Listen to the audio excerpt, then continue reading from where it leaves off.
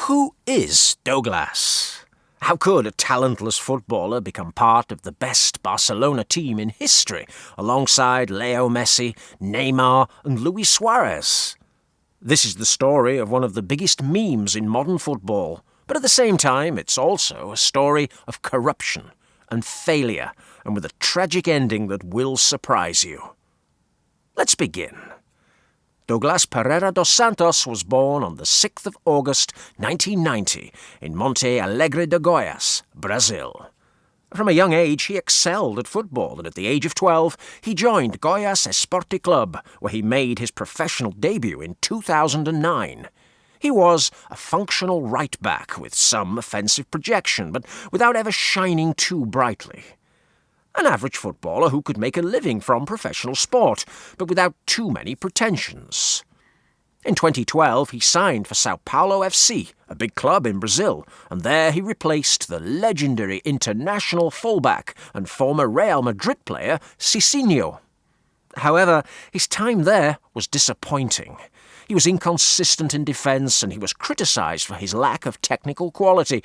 He never established himself as a first-team regular or began to win over the fans. In Brazil, Douglas was an unloved player, far from being an elite talent, and far from being capable of making the great leap to Europe and to a big team like FC Barcelona. However, in August 2014, FC Barcelona surprised the world by announcing the signing of Douglas for €4 million plus add-ons. The club was looking for a replacement for Dani Alves, whose future was uncertain, but the choice left everyone speechless. While names like Juan Cuadrado sounded like logical options, Barca instead opted for the cheaper route and signed this unknown Brazilian full-back. The sporting director, Andoni Zubizarreta, justified it as a low-cost gamble, but the press and the fans didn't understand, and so much so that a video of a fan asking Zubi, "Who is Douglas?" ended up going viral during that summer in Spain. Meanwhile, in Brazil, São Paulo fans celebrated having sold a player they considered expendable. They couldn't believe that they'd sold such a liability to Leo Messi's team. In Barcelona, the confusion was total. The signing came at a time when there wasn't much money left in the Barca coffers after having bought Luis Suárez for almost €82 million. But nobody could explain how a player with no reputation had ended up at the Nou Camp. There were suspicions of irregularities linked to the company Traffic, which owned 40% of the footballer's rights. They soon began to circulate. Apparently, this Brazilian company had already deceived FC Barcelona with two signings who didn't play in official matches for the club. There was the striker Kerisson and the midfielder Enrique, for whom the team, then presided over by Joan Laporta, had paid €35 million.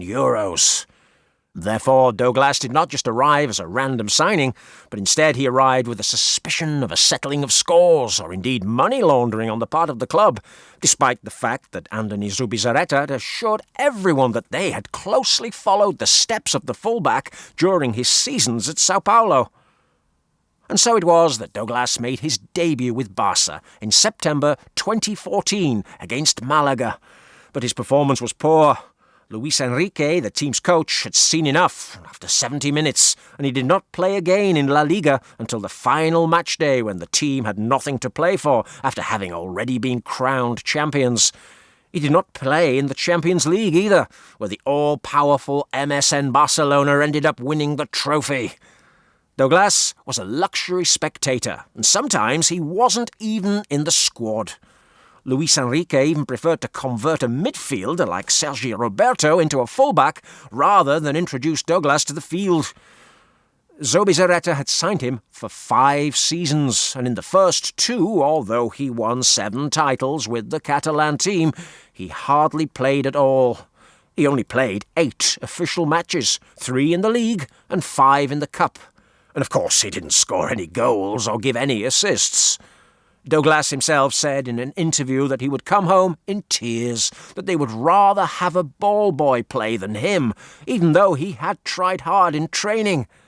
And so, in 2016, and looking for at least some financial return, Douglas was loaned to Sporting de Gijón, also in La Liga, where he played more and scored 3 goals, but he still could not do anything to prevent the team's relegation.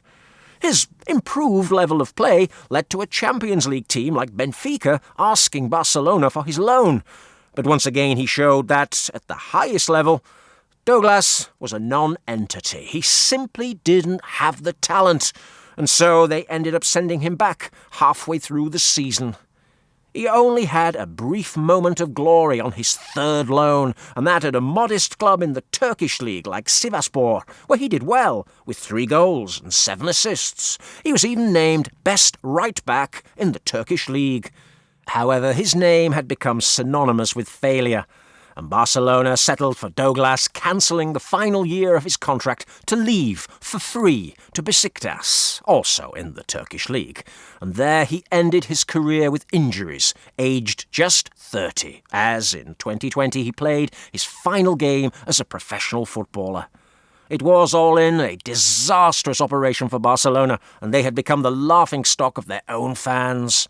Today, many fans of the Catalan club can barely remember Douglas, and if they do, it's simply to make jokes or memes. Douglas was not good enough for Barca. Compared to Dani Alves, he lacked technique, he lacked speed, he lacked defensive solidity at a footballing level, and, well, human quality, he couldn't lift a team either. And football is not an NGO. The blame certainly lay with the sporting management led by Andoni Zubizarreta and the president, Nobita Bartomeu.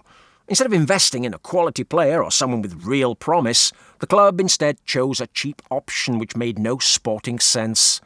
If you only had $4 million to invest, you could have kept it in the bank or invested in promising young players for the Masia Youth Academy.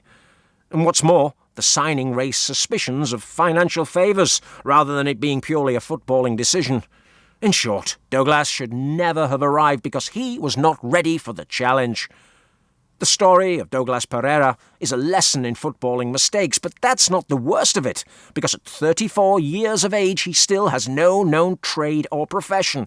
He even got into an altercation in 2023 with the Brazilian police when, at a celebration, he couldn't think of anything else to do but fire a gun in the air and cause chaos among his fellow Brazilians.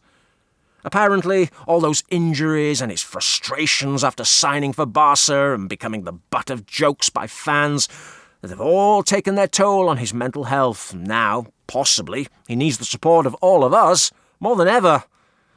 Meanwhile, for Barcelona, he continues to be an enigma, a stain on their recent history, an example of how to get things wrong when it comes to signing a new player.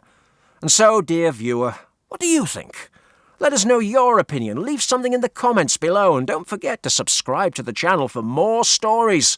We'll see you next time.